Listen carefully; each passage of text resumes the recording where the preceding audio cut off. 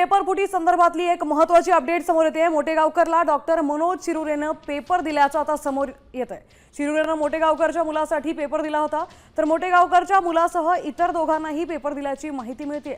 शिरुरेनं Pralhad कुलकर्णीकडून केमिस्ट्रीचा paper घेतला होता, तर आता सीबीआय तपासात ही महत्त्वाची माहिती समोर येते।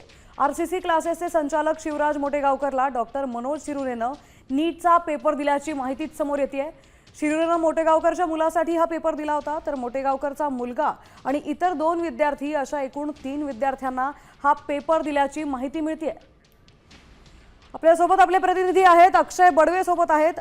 आता अक्षय, मोटेगावकरला डॉक्टर शिरुरेनं केमिस्ट्रीचा पेपर दिल्याची माहिती मिळते, अधिकचे डिटेल्स काय आहेत याचे? निश्चित सीबीआय तपासात वेगवेगळ्या ज्या आणि नवीन खुलासे जे आहेत ते आता समोर येताना दिसत आहेत।